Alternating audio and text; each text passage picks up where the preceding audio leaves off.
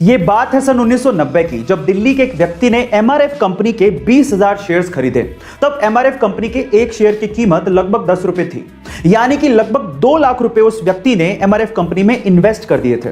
उसके बाद वो पैरालाइज्ड हो गए और लगभग 10 साल उन्हें रिकवर करने में लग गए। लेकिन 10 साल बाद जब उन्होंने एमआरएफ के 20,000 शेयर्स की बात अपने पोते को बताई और जब पोते ने पता लगाया तो वो ये सुन के हैरान रह गया कि जो 20,000 शेयर्स उन्होंने लगभग 2 लाख रुपए में खरीदे थे, तब उनकी कीमत 130 करोड़ रुपए हो चुकी थी और आज के वक्त उन 20,000 शेयर्स की कीमत लगभग 160 करोड़ रुपए हो चुकी है। गाइस, इसको कहते हैं इन्वेस्टमेंट की पावर।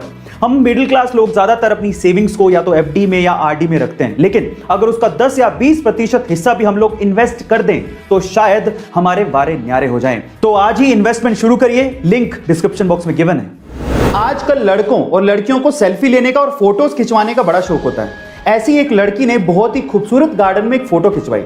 जब वो वापस घर आई और उसने फोटो को दोबारा देखा तो फोटो तो बहुत अमेजिंग थी, लेकिन उसमें एक गड़बड़ हो गई। उसमें एक माली जो कि पौधों को पानी दे रहा था वो भी आ गया। अब उस लड़की ने अपने एक दोस्त जो कि एडिटर था उसको उस माली को हटाने को कहा, तो उस लड़के ने माली को तो हटा दिया, लेकिन साथ ही साथ उस पार्क की रौनक को भी खत्म कर दिया। अब एक उजाड़ से पार्क में लड़की खड़ी थी, ऐसी फोटो उसने बना दी। अब ऐसा करके उसने एक शानदार मैसेज देने की कोशिश की। एक बार बिल गेट्स ने किसी रेस्टोरेंट में खाना खाने के बाद खाना परोसने वाले वेटर को टिप के तौर पे $5 दिए, तो वो वेटर बिल गेट्स को बड़ी हैरानी से देखने लगा। तो इस बात पे बिल गेट्स ने वेटर से पूछा कि क्यों भाई, क्या हो गया, तो मुझे इतनी हैरानी से क्यों देख रहे हो। तो उस वेटर ने बड़ी विनम्रता से कहा कि इसी टेबल पे जब आपकी डॉटर ने खाना खाया था तो उन्होंने मुझे $500 की टिप दी थी और आप तो उनके फादर हैं, दुनिया के सबसे रिचेस्ट पर्सन हैं, और आपने मुझे सिर्फ $5 दिए। तो इस बात पे बिल गेट्स ने जो कहा वो आप लोगों को सुनना चाहिए। बिल गेट्स ने कहा कि उसके पिता दुनिया के सबसे अमीर आदमी हैं, पर मेरे पिता नहीं। गाइस, इसलिए कहा जाता है कि आप कितनी भी सक्सेस की ऊंचाइयां छू लें, आपको अपने पास्ट को कभी नहीं भूलना चाहिए, क्योंकि वही आपका सबसे अच्छा टीचर होता है। अमीर लोग हमेशा बड़ा सोचते हैं और इसी वजह से वो और भी अमीर होते चले जाते हैं। कैसे, मैं आपको बताता हूं। एक बार किसी ने रतन टाटा जी से पूछा कि अगर अभी आपको BMW खरीदनी हो तो आपको कितना समय लगेगा, तो रतन टाटा जी ने जवाब दिया 5 साल।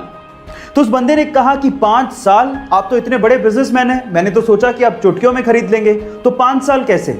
तो रतन टाटा जी ने जो जवाब दिया वो आप लोगों को सुनना चाहिए। रतन टाटा जी ने कहा BMW एक बहुत बड़ी कंपनी है। जहां आप और हम जैसे लोग BMW कार के बारे में सोच रहे थे, वही रतन टाटा जी BMW कंपनी को खरीदने के बारे में सोच रहे थे। इसलिए गाइस, ये कहा जाता है कि अगर आपको बड़ी सफलता चाहिए तो सोच भी बड़ी रखनी होगी। सिर्फ क्रिकेट ही वो वजह नहीं है जिसकी वजह से सचिन तेंदुलकर को क्रिकेट का भगवान कहा जाता है, बल्कि इसके पीछे की एक और बड़ी वजह है और वो है वैल्यूज।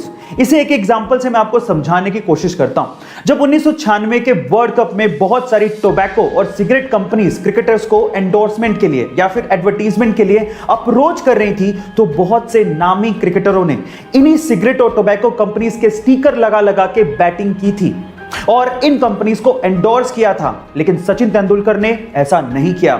उन्होंने बैट पर बिना स्टिकर लगाए क्रिकेट खेला, लेकिन इन कंपनीज को कभी भी प्रमोट नहीं किया। उन्होंने पब्लिकली हमेशा यह बोला कि मैं कभी भी टोबैको कंपनीज और शराब की कंपनियों को एंडोर्स नहीं करूंगा। इसे ही कहते हैं वैल्यू, और इसी वजह से सचिन तेंदुलकर को क्रिकेट का भगवान कहा जाता है।